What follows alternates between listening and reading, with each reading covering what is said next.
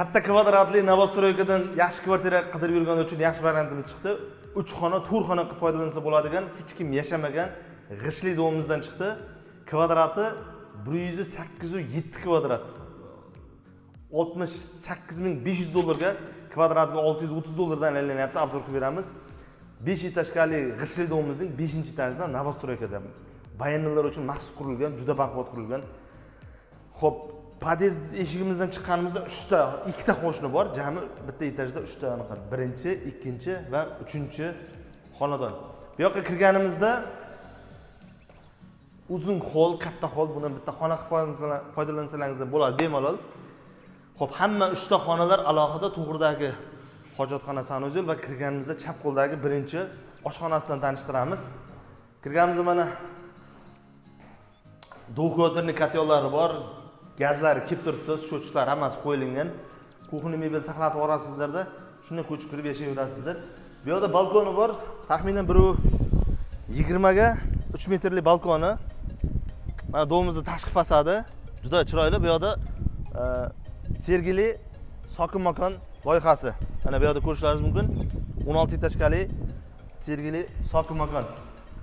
Bu manzili Sergeli Betonkada 5-metr bekatdan taxminan 4 stanovkali yo'lda sokin makon loyihasi bor, o'shaning orqasida joylashgan. 47 ta 16 etajli dom tushar, shuning orqasida военный городок salkan. Bu yerda военный часть bor. Xo'p, bu yerda birinchi xonamiz bilan tanishtiramiz. Operatorimiz salon orqada olib ketyapti. Mana birinchi xonamiz. Emulsiyalar qilib turilgan, yaxshi akvariumlardan qo'yib qo'yilgan, shunday ko'chib kirishga tayyor. Agar aboy qilamiz desalaringiz, bularni shilib tashab, yana bir shpaklovka tortib, ish ko'payib ketadi. Bu emulsiya qilib qo'yilgan. Patologlari mana tiniq holatda. Bu ikkinchi xonasi. Odatda birinchi xona zal bo'ladi. Bu bolalar yotoqxonasi qo'yibdi boshqa kvartiralarga kirganimizda. Bu ikkinchi xonasi, navbatdagi uchinchi xonasi mana bu yerda. Uchinchi xonasi ota-onalar yotoqxonasi bilan sanuzel yonida joylashgan. Bu yerda sanuzellar mana alohida suvlar kelib turibdi. Mana uvanliklari ham bor. 2 ta. Bu yerda mana sanuzellar. Bu yerda ham alohida uvanligi bor. O'ng qo'lda mana steralka uchun joylar tashlab ketilgan. 68500 dollar, kvadratiga 630 dollardan aylanyapti. Faqat naqdga sotiladi, birlamchi, ikkilamchi subsidiya kreditlarga berilmaydi, ipotekalarga berilmaydi. Bu yerga uzunasi gilam to'shab, katta stol qo'yib, bemalol choy ichib o'tiradigan joy qilsalaringiz bo'ladi.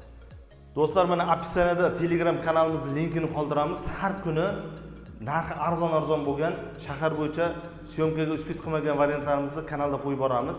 Ba'zi egalarning nomlari, ba'zi xalqlarning odamlarimiz bilan qo'yib boramiz. Mana arzon narxda deb yozsalaringiz lotinchada o'rtasiga hech narsa qo'ymagan holatda kanalimiz chiqadi. Hozir 3100 ga yaqin podpischigi bor.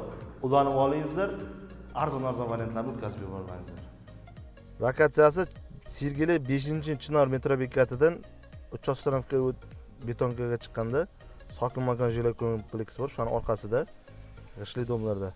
Mana shu sokin makon ichida 4 etajli maktab qurilyapti. Bog'cha ham shu yaqinda qurilib qolishi kerak. Lokatsiyasi yaxshi joyda, mana yangi kvartal hisoblanadi. Betonkang bo'yida. Arzon variantlarni o'tkazib bo'lmas uchun kanalimizga obuna bo'lib qo'ying.